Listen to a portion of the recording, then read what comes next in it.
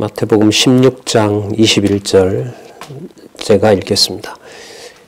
이때로부터 예수 그리스도께서 자기가 예루살렘에 올라가 장로들과 대제사장들과 서기관들에게 많은 고난을 받고 죽임을 당하고 제3일에 살아나야 할 것을 제자들에게 비로소 가르치시니 베드로가 예수를 붙들고 간하여 가로되 주여 그리 마옵소서 이 일이 결코 주에게 미치지 아니하리이다. 예수께서 돌이키시며 베드로에게 이르시되 사단아 내 뒤로 물러가라. 너는 나를 넘어지게 하는 자로다. 내가 하나님의 일을 생각하지 아니하고 도리어 사람의 일을 생각하는도다 하시고 이에 예수께서 제자들에게 이르시되 아무든지 나를 따라오려거든 자기를 부인하고 자기 십자가를 지고 나를 쫓을 것이니라. 좀 길게 읽었습니다. 24절까지 일단 읽었고요. 우리 교재는 성경 강론 13권 6930페이지.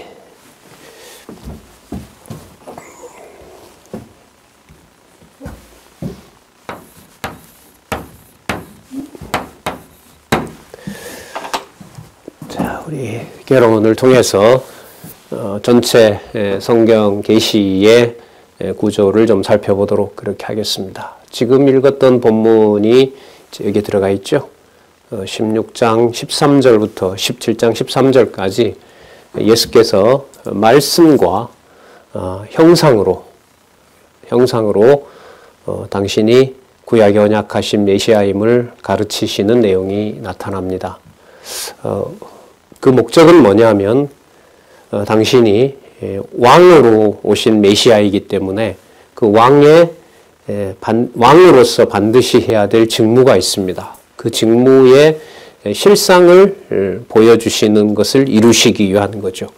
실제의 상태라는 말을 우리가 현실에서 눈에 보고 또 눈으로 보고 귀로 듣는 그런 의미가 아닙니다. 우리가 말하는 신령한 의미, 본문의 흐름으로 보면 천국이죠. 그 천국의 실체와 관련된 당신의 직위를 보여주시고 말씀과 또 여러 표적을 통해서 그렇게 하시는 목적은 당신이 메시아로 오신 바로 왕의 그 위치, 왕으로 오신기 때문에 반드시 그 직무의 임무를 수행하셔야 되는 것을 성취하기 위한 것이죠. 자, 이로써 이제 삼직, 선지직, 왕직, 제사직을 성취하심으로 당신이 위로 올라가면 바로 그리스도이심을 성취하는 내용입니다. 자, 오늘 다음에 나올 내용하고 좀 연관을 시키면 말씀과 형상으로, 이 형상은 주로 그 변화산에 있었던 사건을 말하는 거죠. 그 사건이 이후에 영향을 많이 미칩니다. 그래서 지금 16장 13절에서부터 17장 13절까지 이 흐름의 구조와 그리고 내용이 다음 내용 전체 적어도 25장까지 왕위의 직임과 이어지기 때문에 우리가 좀 신경을 많이 써야 되는 부분이기도 합니다. 자, 그리고 말씀과 형상으로 가르쳐 주신 다음에 이 사실을 바탕으로 표적과 표적을 보여주시고 다시 말씀으로 가르쳐 주시는 거죠. 자, 말씀하시고 당신이 왕이시라는 사실을 변형하여서 가르쳐 주시고요. 왕이심으로 표적을 보여주시고요. 그 표적을 통해서 다시 또 말씀으로 가르쳐 주시는 거죠. 완벽한 교육 방법입니다. 우리가 보통 이론이 나오면 실천이 어떻게 연관이 되느냐, 어떤 대안을 가지고 그걸 이루어 나갈 것이냐, 이런 걸 우리가 자연스럽게 얘기하게 되거든요. 이 성경은 이걸 따라갈 수가 없습니다. 말씀도 이 살아계신 하나님의 능력의 말씀이기 때문에 인간이 어떻게 할 수가 없는 거고요. 왕으로서 그리스도께서 말씀하시고 당신이 왕이심을 보여주시고 왕이심으로 표적을 보여주시고 그리고 다시 말씀으로 가르쳐 주시고 뭐 너무 친절하고요. 그래서 성경을 공부해 나가면 성경을 순서대로 공부해 가면 이 머릿속의 구조가 우리 성경 개론 구조를 따라서 공부하게 되면 여호와 하나님께서 가장 총명하게 만들어 놓는 지식 구조를 따라가는 겁니다. 제가 한 몇 년 전부터 성경신학 공부 방법론에 대해서 저도 고민하고 있고 여러분들에게 알려드렸는데 그게 바로 지금 저희들이 해가고 있는 방법입니다. 전체를 보고 본문은 치밀하게 읽어나가는 거. 자, 그 다음에 왕직을 분명히 가지고 있다는 사실을 그 실체를 보여주세요. 실체의 상태가 실상이라고 한다면 그렇다면 당신이 왕이시기 때문에 왕국을 얘기할 수 있는 거죠. 내가 왕이므로 내 나라는 어떠하냐 하면 이러면서 왕국의 실상을 얘기해 주세요. 그리고 비유를 통해서 이 세상에서 함부로 이해할 수 없다는 사실을 비유를 통해서 시작하세요. 그런데 비유는 깨닫게 하지 않으면 살아있는 말씀으로 우리가 받을 수가 없습니다. 그래서 비유를 말씀하시면서 계시의 중요한 수단인 거죠. 자, 그 비유를 깨닫게 하심으로 당신이 왕으로서 왕국을 통치하시는 분임을 알려주세요. 자, 그러므로 율법과 말씀으로 가르치는 내용이 나오는데 이 내용은 왕국과 관련된 법을 집행하시는 일과 관련됩니다. 그러니까 왕직을 가지고 계심으로 내 나라는 이러한 법으로 다스린다라는 사실을 19장에 가르쳐 주세요. 자, 그러면 그 나라가 그렇다라고 설명을 하신 다음에 그걸 실제로 어떻게 하셔야 되냐면 보여주셔야 돼요. 그게 바로 왕권의 실상입니다. 그래서 이 순서 있죠. 너무 논리적이죠.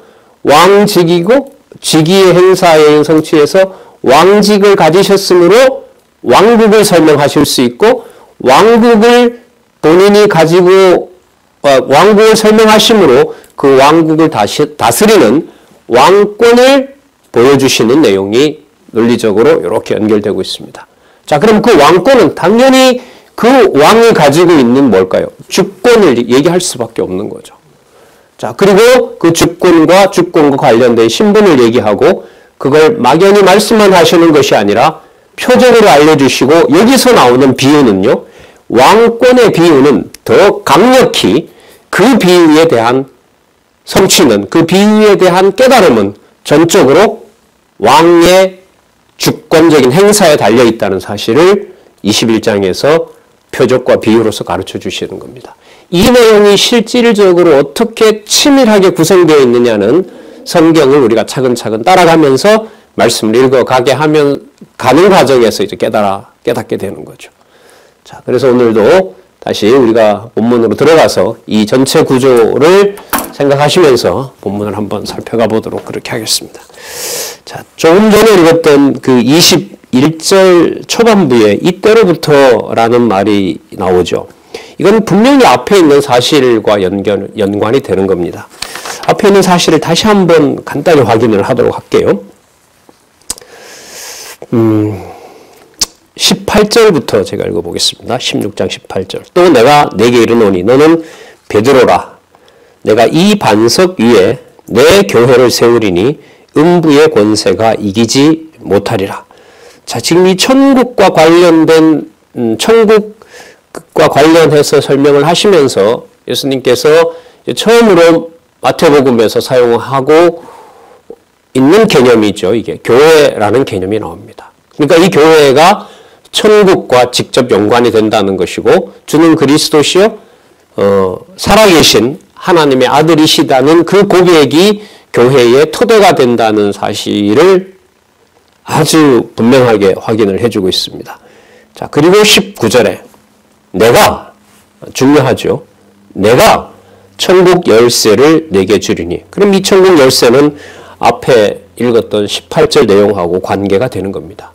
좀 쉽게 말하면 믿음이에요. 성령께서 나중에 주시는 믿음이에요. 이 주석에도 나오지만은요. 6929 제일 마지막 줄에 보시면 예수께서 천국 열쇠에 대해서 성령을 보내어 세우실 교회를 지상에 남아서 관리할 청지기와 관련해서 그 고난을 예수 그리스도께서 주신다는 거죠. 다시 19절로 와서 보면은요. 내가 천국 열쇠를 주리니 이 천국 열쇠를 당신이 가지고 계신 거죠. 참조로 말씀을 드리면 계시록 3장 7절에 가면 다윗의 열쇠 닫으면 열 자가 없고 열면 닫을 자가 없는 그 열쇠를 가지고 계신 분, 그분이 바로 그리스도라는 사실을 신약 기록 마지막에 이 내용을 다시 확정을 해주는 겁니다. 따라서 여기에서 베드로가 일대 교황으로서 천국 열쇠를 가졌다고 하는 것은 처음에야 그 문법적 오류에서 시작하려는지 몰라도 그게 결국은 교리로 굳어진 가톨릭의 교회관에 대해서는 도저히 우리가 받아들일 수가 없는 겁니다. 천국 열쇠를 내게 주리니 내가 땅에서 무엇이든지 매면 하늘에서도 매일 것이요 내가 땅에서 무엇이든지 풀면 하늘에서도 풀리리라. 내가 천국 열쇠를 가지고 있다. 이게 여러분 너무 중요합니다. 그리고 약속은 아까도 보셨다시피 성령께서 오셔서 우리에게 내주하시면서 하늘과 땅을 일치시킵니다. 우리가 일치시킬 수가 없어요. 성령께서 우리가 함께 뒤에 나옵니다마는 함께 모여서 주님의 뜻을 추구하고 아버지의 뜻이 무엇인지에 대해서 일치하게 하는 그 모든 행위들이 성령께서 하시는 일이란 말이죠. 그럼 그 성령께서 감동하게 하여서 저희들이 뜻이 일치될 때 그 일이 바로 어디에 있는 하늘에 계신 아버지의 뜻이고 아버지 보좌 우편에 계신 천상에 계신 그리스도의 사역과 일치하는 겁니다. 그러니까요, 말씀이 전해지는 현장의 권위는 너무너무 무서운 겁니다. 경외예요. 경외의 대상입니다. 이걸 소홀히 하거나 이걸 함부로 맞춰버리면 이거는 함부로 내 어떤 기준에 맞춰버리면 이거는 그야말로 교회 대적이고 적그리스도가 되는 겁니다. 자, 볼게요. 그러면서 20절에 보면 제자들을 경계하사 자기가 그리스도인 것을 아무에게도 이르지 말라 하시니라. 자, 이 주석에 보면은요, 구약에 근거해서 이사야 6장 9절에서부터 10절까지 내용, 듣지 못하게 하는, 들을 자 듣게 하고, 듣지 못하게 할 자를 듣지 못하게 하시는 주권이라고 설명을 하고 있고, 그리고 왕이신 그리스도가 아직 죽을 때가 되지 않았기 때문에, 그 정한 때가 이르지 않았기 때문에 당신을 드러내지 말라고 하셨다라고 여겨진다. 이렇게 해석의 여지를 열어놓고 있습니다. 자, 그리고 해석의 여지를 열어놨으니까 우리가 더 공부를 해야 되는 거죠. 그래서 이제 제가 여기서 하나 말씀드리고 싶은 것은 자신을 알리지 말라는 말씀이 마태복음에도 나오고 마가복음에도 나오고 누가복음에도 나와요. 요한복음에도 그와 관련된 말씀이 있습니다. 똑같은 문장은 아니에요. 하지만 마태, 마가, 누가에는 있어요. 그러면 우리가 성경신학을 통해서 깨달은 중요한 복음서의 그 통일된 의미와 다양한 의미들을 우리가 같이 가지고 있잖아요. 마태복음에서는 어쨌든 결론이 직임과 관계가 돼야 돼요. 그리고 마가복음은 신부가 관계돼야 돼요. 신분에 있어서는 좀 더 주목할 부분이 낮은 신분과 관련이 됩니다. 낮은 신분은 바로 당신이 아버지의 아들이라는 사실을 강조하기 위한 거거든요. 그리고 누가복음은 이 지상에서 하신 사역이 어디에 속한 사역이다? 하늘에 속한 사역이다라는 데 초점을 맞추는 겁니다. 그래서 해석의 방향은 지금 여기서 여겨진다라고 해놓았으므로 더 본문을 철저하게 보고 이 구조 속에서 전통적으로 말하는 복음서의 중요한 의미들을 통일시켜 나가는, 그리고 각각의 부분은 그대로 받아들이고 직임, 신분, 사역, 그 다음에 본성 부분은 그대로 맥락에 따라서 이해하고, 그리고 전체로 보면 바로 예수가 그리스도이심을 증거한다. 이런 방향으로 공부를 해가시는 것이 좋은 거라고 생각을 합니다. 자, 20절 이에 제자들을 경계하사 자기가 그리스도인 것을 아무에게도 이르지 말라 하시니라. 앞에 있는 본문과 연관을 시키면 그야말로 천국 권세를 당신이 가지고 있으니까 내가 나 자신을 그리스도라고 알리는 일을 하지 말라. 또한 가서 전하라, 알려라. 이런 말씀도 하실 수 있다는 의미에서 왕권과 관련이 되는 거죠. 그리고 아까 복음서에 다 적용이 되는 거죠. 이 내용은. 아직 당신이 드러내면서 왕으로서 호산나 하면서 그 옷을 깔고 그다음에 그 야자수를 흔들고 호산나라고 부르는 그 사건 다음에 죽으시니까요. 아직 그렇게 드러내야 될 시간이 되지 않았기 때문에라는 말씀도 맞고요. 그리고 여러 의미를 또 성경에서 설명하고 있죠. 그리고 깨닫지 못할 자에게는 그리스도라는 사실을 숨기기도 하고요.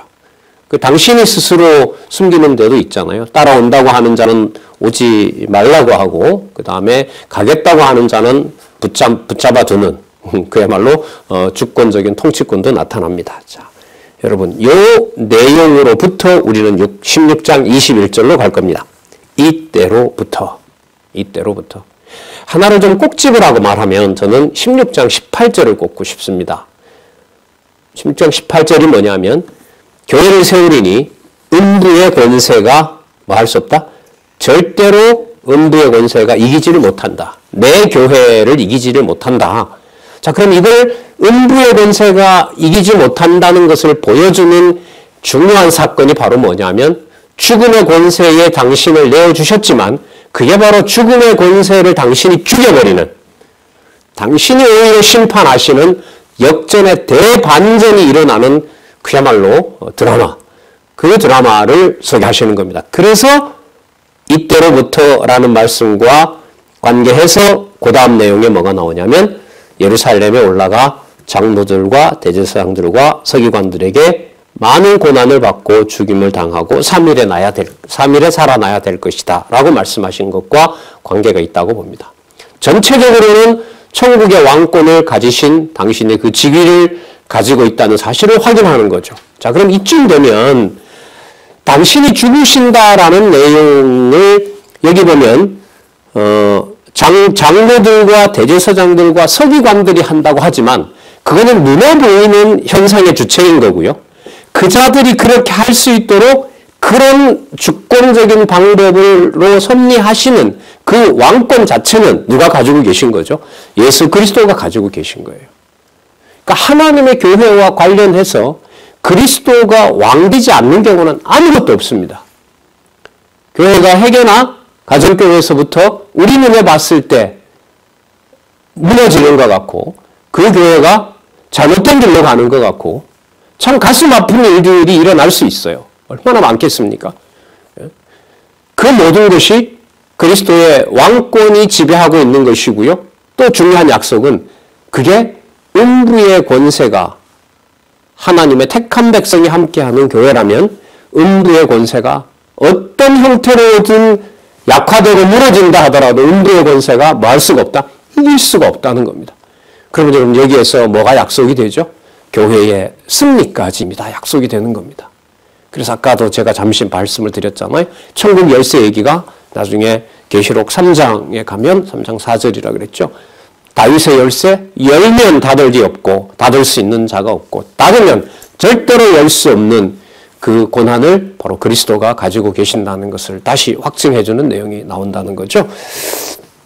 자, 23절에 보면 베드로가 22절에 베드로가 그럴 일이 없을 겁니다. 제가 예수님을 지켜드리지요 라고 얘기를 하죠. 23절에 그 마음도 10분 이해가 되죠. 아마 저라도 그랬을 겁니다. 감히 누가 예수님을 건드리겠습니까? 제가 그런 고백까지 한 사람인데 제가 지키죠? 아니요. 그러니까 이 부분이 왜 나오냐면 베드로가 베드로를 보고 사단아 내 뒤로 물러가라. 너는 나를 넘어지게 하는 자로다. 그리고 내가 하나님의 일을 생각하는 것이 아니고 도리어 사람의 일을 생각한다는 이 사건 자체가요. 뭐와 관련되죠? 그리스도께서 매게 하시고 그리스도께서 풀게 하신다는 왕권과 직접 관계가 돼요.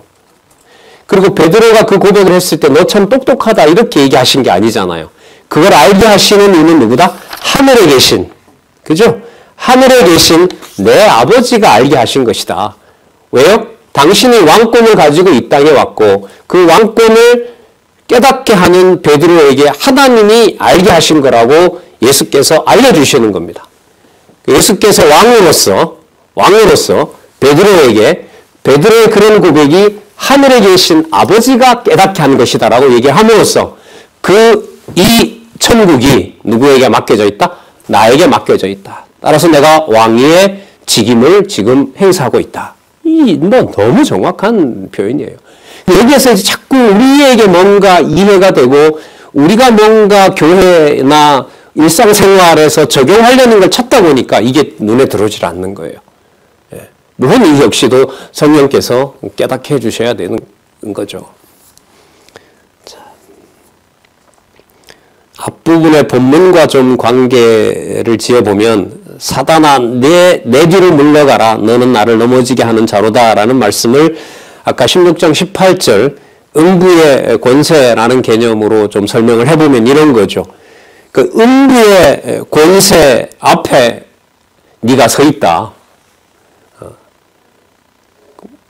하나님의 정하신 뜻을 여기 보면 하나님의 일이라는 거잖아요. 하나님의 일을 생각하지 않고 사람의 일을 생각하는도다라는 말씀은 음부의 권세가 교회를 사람의 일로 여기고 그걸 뭐 하려고 합니까? 침범하려고 하죠. 예를 들면 야고보서 같은 경우에 이제 세속주의와 투쟁하게 하시는 내용이 있잖아요. 세속주의가 교회와 하나님의 성도를 그리스도의 성도 지체를 자기의 욕심을 채우는 도구로 쓰는 거죠. 그 자들이 바로 적그리스도가 된다는 것을 밝혀주고 있지 않습니까? 자, 그러면 이 경우로 본다면은 사람의 일을 생각한다라는 말은 바로 누구의 일이죠? 음부의 권세의 일, 사단의 일이 되는 겁니다. 참 고민이 깊어져요, 인간적으로. 도대체 교회가 뭐길래 사람이 생각하는 상식을 또 사람들이 보편적으로 요구하는 것을 이렇게 철저하게 배제하는 걸까? 인간적으로 고민을 안 할 수가 없죠. 그 해답을 성경을 통해서 꼼꼼히 그 보물을 찾아내지 못한다면은 넘어지는 거죠. 예수님 비유의 말씀에서도 나왔지만 다양하게 버리잖아요. 금방 와서 그냥 넘어지게 할 수도 있고요. 뿌리가 없는 채로. 그 다음에 좀 자라지만 그냥 뿌리를 얕게 내림으로 해서 그냥 볕에 말라 죽기도 하고요. 자라는가 싶어도 그냥 가시로 덮어버리고 세상 염려와 재리의 유혹 속에 던져버릴 수도 있고요. 하지만 다 죽은 것 같은데도 겨자씨만한 믿음이 30배, 100배, 60배. 여기서 30배, 60배, 100배는 규모가 아니에요. 주권적으로 그만큼 크게 하시는 겁니다. 그래서 교회를 두고 작은 교회다, 큰 교회다, 잘 되는 교회다, 안 되는 교회다, 이건 말할 수가 없는 겁니다. 뭔가 아쉬움이 있어서 경쟁 심리에서 저 교회는 저렇게 잘 되는데 우리는 뭐야? 시간이 이렇게 3, 40년 흘렀는데 사단의 일로 가는 경우가 안 일어났으면 좋겠습니다. 혼자라도 한다라는 이 원로의 말씀이 참 중요하죠. 혼자라도 지켜준다라는 것은 바로 나와 그리스도가 함께 한다는 얘기니까 그리스도께서 요한복음에 보면 자신을 변호해 해주는 분을 자신과 아버지라고 하면서 두세 증인이라고 연결을 시키거든요. 수의 개념이 다른 거죠. 나는 혼자 공부해요. 이것도 좀 제고를 해 주셨으면 좋겠습니다. 그렇게 쉽게 말할 수 있는 말은 아닙니다. 혼자 공부한다는 말은 성령께서 함께 진리의 말씀을 깨닫게 하세요. 지금은 사실 스마트폰만 가지고 있으면 혼자일 수가 없는 세상이죠. 여러분 스마트폰을 아예 꺼놓지 않으면은 세상 소식도 다 들어오잖아요. 백신 맞으라고 들어오고 재난 어디 지진 났다고 들어오고 그런 시대에 사는데 하나님께서 주신 이 물질 문명 속에서 우리가 조금의 한두 번만 손가락으로 터치를 하면 지구 반대편에 있는 성도들까지 만날 수 있는 그런 시대에 우리가 살게 하셨으니까요. 진리의 말씀을 통해서 하나님의 교회가 음부의 권세로부터 보호받는 그 놀라운 은혜가 더 확산되는 그런 시대에 저희들이 살고 있습니다. 내용도 너무 분명하게 하나님께서 깨닫게 해주신 거고요. 자, 그럼 보겠습니다. 음부의 권세가 절대로 죽일 수 없다는 사실을 당신이 3일에 살아나야 된다고 말씀을 하시면서 하시는 말씀이 볼까요? 24절에 아무든지 나를 따라오려거든 자기를 부인하고 자기 십자가를 지고 나를 쫓을 것이니라.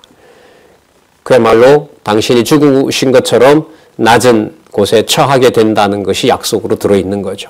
그리고 이 내용이 뭐와 관련이 됩니까? 이게 바로 천국의 열쇠를 당신이 쥐고 계시고 당신이 그 천국의 열쇠를 이 땅에 있는 복음을 전하는 자들에게 성령을 통하여 앞으로 이루실 것에 대한 약속의 말씀이기도 하고요. 25절 끝에 25절에 보면 누구든지 제 목숨을 구원코자 하면 잃을 것이요 누구든지 나를 위하여 제 목숨을 잃으면 찾으리라. 천국 열쇠가 바로 목숨을 잃어버리는 거기에 바로 천국 열쇠가 놓여 있다는 거죠. 그 믿음을 성령께서 오셔서 확증해 주셔야 된다는 겁니다. 자, 26절 그 귀중함에 대해서 이렇게 말합니다. 사람이 만일 원천하를 얻고도 제 목숨을 잃으면 무엇이 유익하리요? 사람이 무엇을 주고 제 목숨을 바꾸겠느냐? 볼게요. 27절. 자, 바로 인자라는 말은 심판과 관련된 개념이 많다 그랬죠. 그 맥락을 보면. 그러니까 죽음의 자신을 내어주고 그게 바로 죽음을 뭐하는 음부의 권세를 심판하는 왕이신 인자가 이렇게 읽으면 되죠. 그러면 조금 전에 우리 시작하면서 읽었던 지난 시간의 내용과 이번 시간에 이어지는 내용하고 바로 27절에 나오는 인자라는 개념에서 다 모을 수가 있죠. 죽음의 자신을 내어주고 그게 바로 죽음을 뭐하는 심판하고 음부의 권세가 교회를 침범하지 않도록 하시는 바로 그 인자가 자 이건 나중에 이루어질 약속을 얘기하고 계세요. 아버지의 영광으로 그 천사들과 함께 오리니 여러분 아버지의 영광으로 미래에 함께 온다고 얘기를 함으로 해서 이 당시의 제자들이야 몰랐겠지만 또 기록할 때는 또 깨닫고 이렇게 썼지만은요 우리는 이미 그 이루어진 사실을 다 알고 있죠. 장차 오시는 또 재림의 영광에 주로 오시는 것이 이제 약속대로 남아있는 거니까 자 어쨌든 27절에 인자가 아버지의 영광으로 그 천사들과 함께 온다는 말씀은 뭐냐면 음부의 권세가 앞으로도 하나님의 교회를 이길 수가 절대로 이길 수가 없다는 거예요. 음부의 권세가. 하나님의 교회는 반드시 뭐 한다? 승리한다라는 약속의 말씀을 여기서 해주고 있는 거죠. 이게 아까도 잠시 소개했지만은 계시록에서 다시 한번 확증을 해주고 있죠. 자, 천사들과 함께 오리니 그때에 각 사람의 행한 대로 갚으리라. 어떤 뿌리에서 나왔는지 다 구분하신다 이 말이에요. 그 앞부분에도 비유가 그런 게 나왔잖아요. 같이 놔둬라. 나중에 그 마지막 날에 가서 그 거짓 가라지와 알곡을 다 나눈다. 심판하신다라고 얘기를 했잖아요. 그러니까 각 사람의 행한 대로 갚으리라. 그러니까 각 사람의 행한 대로 갚는다는 것은 나중에 그 사도가 되지만은 사도가 되기 전에 바울이 교회를 잔해하던 자였잖아요. 교회를 파괴하던 자였단 말이죠. 자, 그 자가 처음에는 교회를 파괴하는 자였는데 그를 이방 사도로 삼아서 이방 교회에 복음을 전하고 신약 성경의 절반 이상을 기록하도록 한 사도로 쓴 일을 누가 상상이나 했겠습니까? 반대로 사도 그 요한을 통해 기록한 요한계시록에 보면 복음을 듣는 유대인의 교회가 눈에 보이는 것처럼 존재한다고 생각했었는데 그 회가 다는 아니겠지만은요 그 어떤 특정 회는 바로 무슨 회가 된다 그래요? 사단의 회가 된다고 하잖아요. 그러니까 이 지상에서 혼돈스럽게 하시는 것은 우리가 진리 분별을 잘하는 그 자체가 목적이 아니에요. 그 분별과 심판은 왕권을 가지신 그리스도에게 있다는 사실을 깨닫고 전적으로 그리스도를 의지할 때 머리가 명쾌한 거지 여러분들과 제가 가진 지식이 선명하기 때문에 내가 이렇고 이러므로 이것은 진리이고 이것은 비진리다라는 걸 내가 납득을 하기 때문에 나의 마음에 평안이 오는 게 아닙니다. 순서가 그리스도의 왕권의 지위가 먼저인 거지 천국 열쇠를 그분이 가지고 계신다는 사실이 먼저인 것이지 그게 나한테 적용되니까 그분이 천국 열쇠를 가지고 있구나. 그 순서는 매우 미묘하고 하나님의 주권을 빼닫게 하시는 것과 인간 중심적으로 넘어오는 것하고 아주 미묘한 차이가 있는 겁니다. 그 미묘한 것을 성경신학은 여러분들과 제가 선택할 수가 없다는 거예요. 전적으로 성령이 주관하셔야 된다는 겁니다. 하지만 하나님의 교회는 음부의 권세로부터 넘어지지 않습니다. 구약의 비유로, 구약의 사건으로 보면 예루살렘 성이 불타고 벽궤가 빼앗기고 성전이 모두 불타고 하나님의 이름도 불타는 것처럼 보이는 상황이더라도 성전은 바벨론 70년 동안에 하나님의 방법으로 보호하시는 역사를 우리가 잘 알고 있지 않습니까? 그래서 교회가 두려운 존재인 거고요. 유리알 같지만은 깨어진 것처럼 보이지만 그 교회가 끝났다든지 그 교회가 안 된다든지 교회가 왜 이 모양이라든지 이거는 전부 사람의 일로 하나님의 교회를 보는 겁니다. 그런 면에서 보면 소원이 하나죠. 이 땅에 천국의 실체로 온 교회의 절대 가치에 대해서 하나님의 말씀이 살았고 운동력 있게 역사하는 교회라는 것만큼은 정신 상태가 어떻게 되더라도 이 땅에서만큼은 하나님 마음에 간직하고 가게 해주세요. 그게 이제 마지막 소원으로 남는 거죠. 그게 살아계신 하나님의 구체적인 역사니까요. 저 가정교회, 저렇게 힘들어하는 저 성도, 그 지체들에게 능력의 말씀으로 역사하시는 그 천국의 실체인 교회의 이 비밀을 하나님 이것만큼은 지워주시지 말기 바랍니다. 이 성경을 이렇게 따라가다 보면 인간적으로 말하면 좀 이렇게 마지막 배수진을 치는 기도를 하게 돼요. 왜? 이게 뭐니까요? 절대 가치이기 때문에 그렇습니다. 자, 그리고 28절에 각 사람의 행함대로 갚으리라 미래의 통치권까지 가지고 계신 왕위의 직임을 설명하신 다음에요. 자, 28절을 잘 보시기 바랍니다.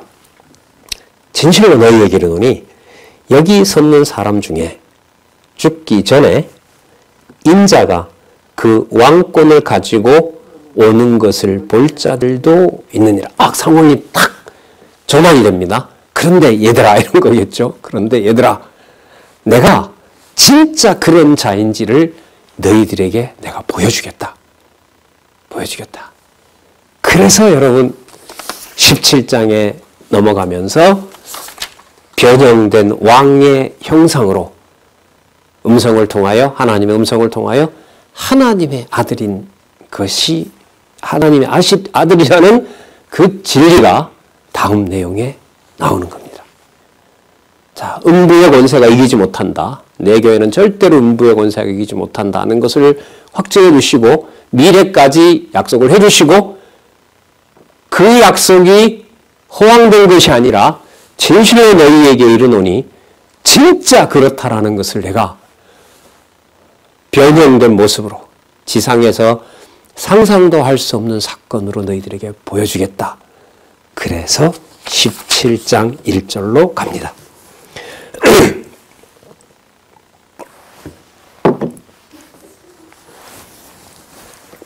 자, 그러면 접속사를 넣고 17장 1절을 제가 읽을까요? 그러므로 엿새 후에 이렇게 되는 겁니다. 그러므로라는 접속사를 넣으려면 앞에 기록된 사실들이 어떻게 돼야 됩니까? 연결이 돼야겠죠. 엿새 후에 예수께서 베드로와 야고보와 그 형제 요한을 데리시고 따로 높은 산에 올라가셨더니 설에 의하면 이 높은 산은 보통 그 헬몬산이라고 말하는데 그 백향목이 자라는 산이 있죠. 아마 거기까지 가셨다. 이렇게 보통 학자들이 얘기를 합니다. 자, 어쨌든요. 높은 산에 올라가셨더니 저희 앞에서 변형되사. 그러니까 육신의 아까 인자라고 하셨잖아요. 그럼 그 인자가 그냥 사람의 아들이 아니라 아버지의 아들로 이 땅에 오신 왕이다는 사실을 증거하기 위한 겁니다. 변형되사 그 얼굴이 해같이 빛나며 옷이 빛과 같이 희어졌더라. 3절 때에 모세와 엘리야가 예수로 더불어 말씀하시는 것이 저희에게 보이거늘. 자, 모세와 엘리야, 구약 말씀의 대표적인 선지자들이겠죠. 자, 6933페이지 밑에서부터 세 번째 줄을 좀 참조하면은요, 죽어서 승천한 율법의 대표인 모세와 살아서 승천한 선지자의 대표인 엘리야가 변형된 예수 그리스도와 더불어 말씀하는 모습이 보인 것이다. 자, 표현을 한번 잘 보시기 바랍니다. 죽어서 승천한 모세, 살아서 승천한 엘리야. 여기에서 죽어서 승천했다, 살아서 승천했다, 이 자체가 본질이 아닙니다. 방법인 거죠. 어떻게 보면 부활로 본다면 영원한 생명은 어떤 형태로 살아가고 어떤 형태로 이 지상에서 죽었는지는 중요한 문제가 안 돼요. 자, 지금 여기에서 말씀하시는 것은 뭐냐면 승천했다라는 동일한 내용들이 나타나는 겁니다. 자, 여러분 여기에서 우리 한번 접근해 볼까요? 베드로와 야고보와 요한을 데리고 이 높은 산에 가셨을 때 일어난 이 변형에서 나타난 모세와 엘리야가 예수님보다 높겠습니까? 예수님보다 낮겠습니까? 낮죠. 그럼 지금 이 시각은 뭐냐면 구약에 나타났던 창세기부터 사실 나옵니다. 구약 선지서에 보면 이 내용이 나오는데 창세기부터 말라기까지 나타났던 모든 이스라엘을 중심으로 한 그 나라들이 우리가 그림자라고 얘기를 하죠. 그 그림자 나라를 통해서 실체를 언약하시고 또 히브리서 11장에 있는 대로 그 증인 모세도 그리스도 때문에 고난받았다 그러거든요. 자, 그런 말씀까지 좀 참조를 하면 모세와 엘리야를 통해서 예수님이 뭔가 한 수를 배우는 것이 아니라 모세와 엘리야보다 후에 오지만 이가 하늘에 계신 하나님이시므로 모세보다 앞서고 다윗보다 앞서고 아브라함보다 앞서는 분이므로 그분이 왕으로서 모세와 이스라엘 나라의 기초를 놓은 모세와 이스라엘 나라가 망해갈 때 나타났던 엘리야나 이 엘리야나 모세에게 이스라엘 나라의 실질적인 통치자가 누구였다는 사실을 보여주는 걸까요? 예수 그리스도 자신이었다는 사실을 모세와 엘리야에게 증명하는 거죠. 한 예를 더 들어볼까요? 이 엘리야가 어떤 이름으로 마지막에 오지요? 누구의 이름으로? 세례 요한의 이름으로 오잖아요. 뒤에 그 기록이 나옵니다. 그럼 그 세례 요한도 마지막 선지자로 예수 그리스도가 이 땅에 오신 것을 확증한 구약의 선지자, 그 그림자의 마지막을 정결하는 자 아닙니까? 그 세례 요한이. 그러면 지금 이 왕직계 직임과 관련해서 본다면 이 변형된 모습을 예수께서 보여주신 이유가 엘리야와 모세를 통해서 무슨 보증을 받으려는 이런 게 아니에요. 이분이 누구기 때문에? 왕이기 때문에. 그러면 이스라엘 백성들이 그렇게 권위 있다고 얘기하는 모세와 선지자 엘리야의 또 많은 선지자들의 권위를 등에 업고 그 유대인들에게 말씀을 전하고 종교 행위를 한다라고 하는 그 모든 것들이 전부 다 누가 주관해 왔다는 거죠. 내가 주관하는 내가 누구다? 왕이다 이거예요. 왕이다. 자, 그럼 그 권위에 대해서 누가 그 확정을 해주시냐 하면 하나님께서 해주세요. 자, 일단은 4절에 베드로가 정신없는 상태에서 다른 부분에 보면 자기가 무슨 말을 했는지도 모른다고 하잖아요. 자, 일단 4절에 우리가 여기 있는 것이 좋사오니 만일 주께서 원하시면 제가 초막셋을 지어서 하나는 주를 위하여 하나는 모세를 위하여 하나는 엘리야를 위하여 제가 짓겠습니다 라고 얘기합니다. 자, 말할 때에 쓸데없는 소리 하지 말라는 거죠. 호련히 빛난 구름이 저희를 덮음에 구름 속에서 소리가 나서 가로되 이는 내 사랑하는 아들이요. 하나님의 아들이라는 거죠. 그럼 하나님의 아들이므로 모세와 엘리야도 시간을 뛰어넘어서 누가 통치하고 있었다는 거죠. 창세전부터 계신 그리스도가 통치하고 있었다는 겁니다. 이 시간을 뛰어넘는 문제인 겁니다. 이것은 그야말로 우리가 좀 좀 썼던 용어로 말한다면 영원의 논리인 거죠. 영원에 속한 논리입니다. 시간과 공간과 그런 역사적 사실에 얽매이지 않는 바로 그 진리라고 할 수가 있겠죠. 이는 내 사랑하는 아들이요 내 기뻐하는 자니 너희는 저의 말을 들으라. 이 저의 말을이라고 했을 때 가까이 있는 부분부터 살펴본다면은 아까 제가 말씀드렸던 바로 내 교회를 음부의 권세가 절대로 이길 수 없다. 그리고 내가 죽는 것이 내가 힘이 없어서 죽는 것이 아니라 음부의 권세가 침범할 수 없는 권한을 천국 열쇠를 내가 가지고 있다. 이걸 확증하기 위해서 예루살렘에 올라가서 장로들과 바리새인들에 의해서 내가 뭐 한다? 죽는 사건이 일어나는 걸 내가 보여주겠다 이건 거죠. 그러니까 여러분 이렇게 대조를 한번 시켜보자고요. 예루살렘에 올라가서 죽으시는 것하고 변화산에서 이는 내 사랑하는 자요 내 기뻐하는 자라고 하는 하나님 그 하나님의 아들이신 것하고 대비를 시켜보면 어느 것이 어느 것을 집어삼키는 거죠? 하나님의 아들이라는 진리가 죽음을 집어삼키는 겁니다.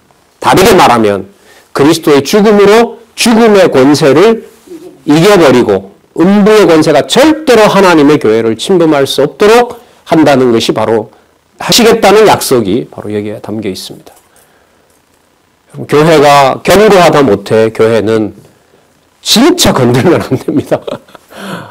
단지 감사하고 그 교회에 내 기분과 감정과 전혀 상관없이 하나님께서 변화산에서 그리스도에게 확증하셨던 음부의 권세가 이길 수 없는 이 지상의 천국 실체로 존재하는 것이 바로 주의 몸된 교회라는 사실입니다.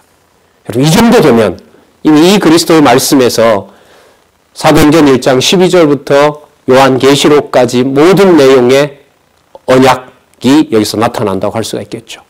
전체적으로 봐도 물론이고요.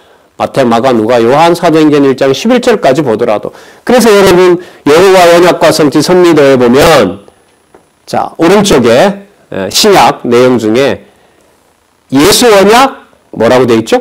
교회 성취 이렇게 되어 있죠. 이런 구조가 머릿속에 있고 이 내용을 본다면은 더 분명해지리라고 봅니다.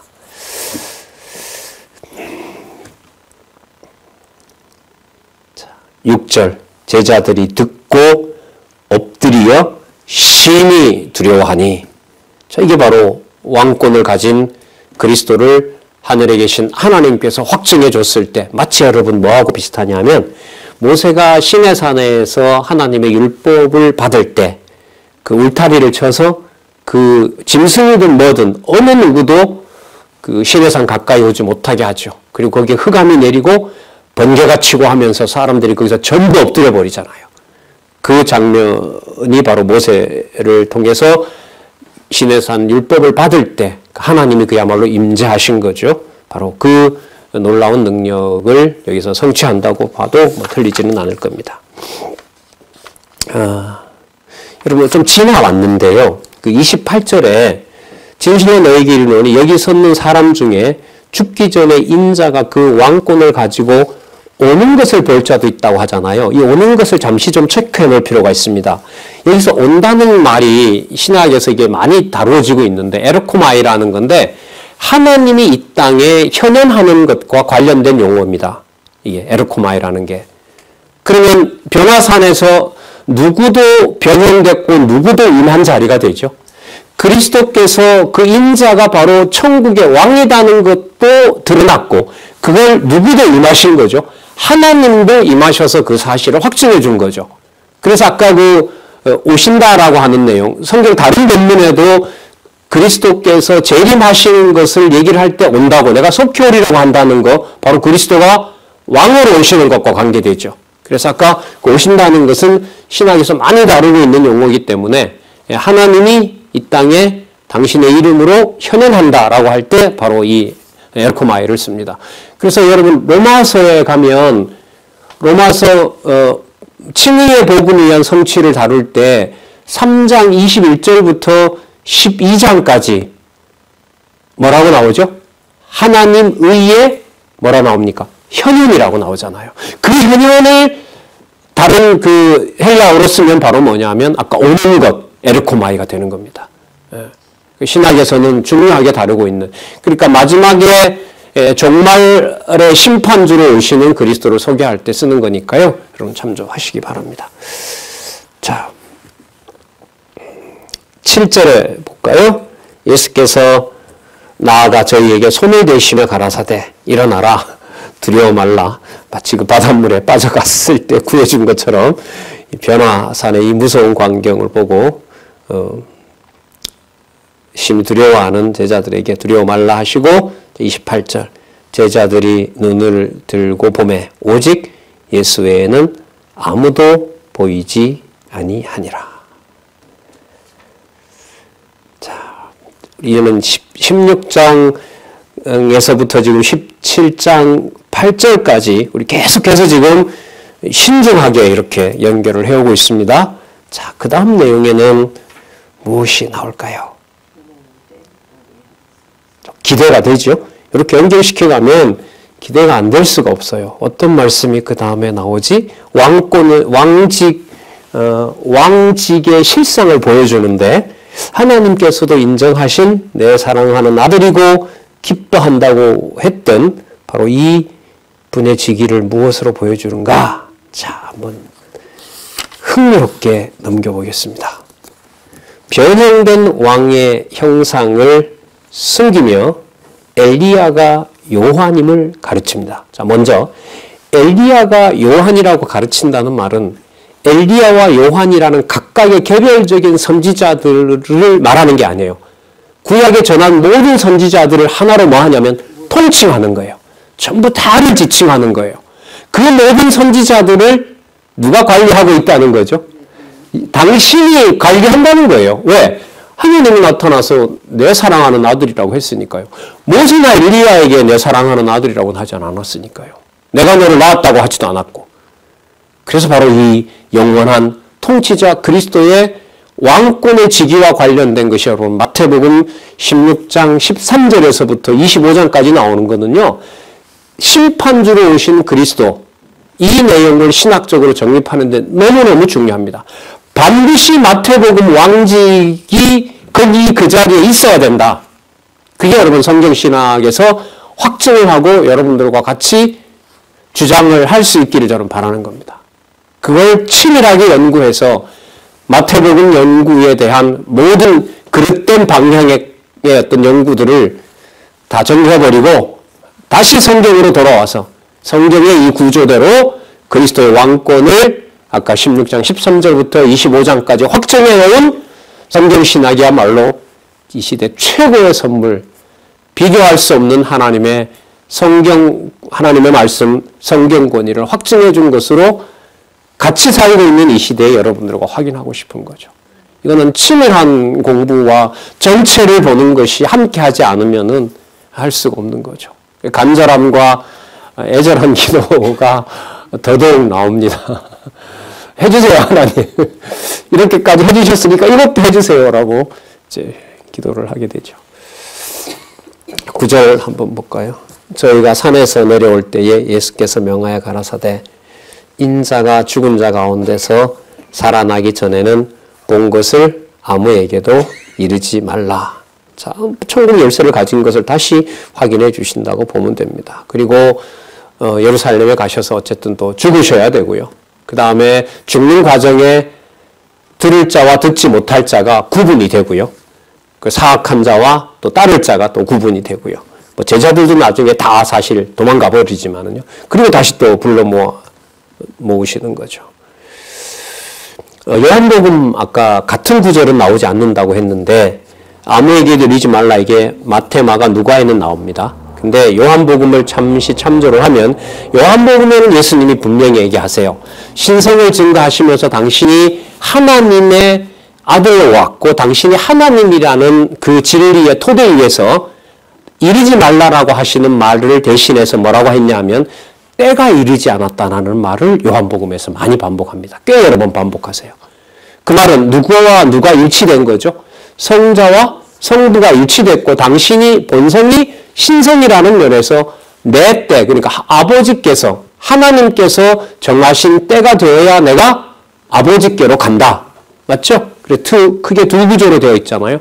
아버지의 뜻대로 내가 이 땅에 왔고 천례했고 천례의 신성을 가지고 있고 귀천의 신성을 가지고 있다. 그래서 아무에게도 이르지 말라라는 그 맥락이 마태, 마가, 누가에는 그렇게 나오지만 요한복음에 보면은 왜 그렇게 하냐면 내 때가 아직 이르지 않았기 때문에 그렇다. 그래서 저는 직임, 신분, 사역, 본성에 맞추어서 이 부분들이 치밀하게 설명이 돼야 된다. 이렇게 보는 겁니다. 자, 본 것을 아무에게도 이르지 말라 하시니 제자들이 묻자와 거로되 그러면 어찌하여 서기관들이 엘리야가 먼저 와야 하리라 하나이까?